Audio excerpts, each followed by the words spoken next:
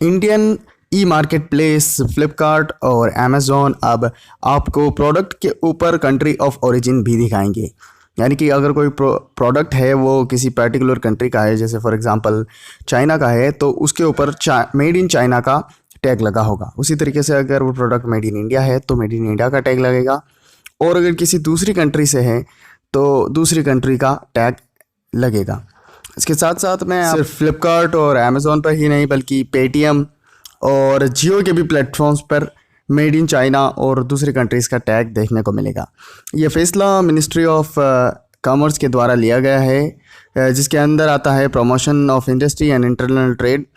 उसने ये लिया है कि जो हमारी इंडियन सेल्स कंपनीज़ हैं उन सबको अपने ऊपर कंट्री ऑफ ओरिजिन का टैग दिखाना अनिवार्य है।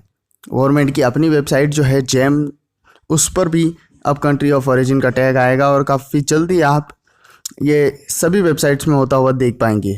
इसके लिए जितने भी ट्रेडर्स हैं उन्होंने इसका स्वागत किया है, और जो इंडिया और चाइना के बीच में टेंशन्स इस समय चल रहे हैं, उस समय जैसा कि हम लोग बात करते हैं चाइना के बाइकआउट की, तो उसके लिए ये एक बहुत बड़ा स्टेप है।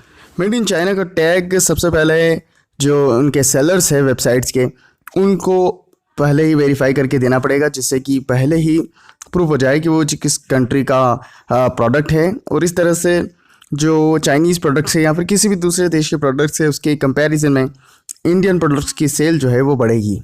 एक एस्टिमेट जो डेटा है उसके अनुसार लगभग 70% जो प्रोडक्ट्स हैं फ्लिपकार्ट, अमेज़ॉन और इन कंपनीज़ पर वो मेड इन चाइना है। तो इस तरह से अगर इनका बाइकआउट करते हैं तो आपको और हमारे देश को, हम सबको बहुत ज़्यादा फ़ायदा हो सकता है।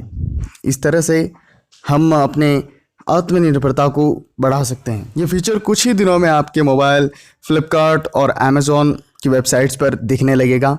इस विषय पर आप क्या सोचते हैं हमें कमेंट बॉक्स में लिख करके बताएं, और अगर आपकी वीडियो पसंद आए हो तो हमारे चैनल को सब्सक्राइब करना ना भूलें।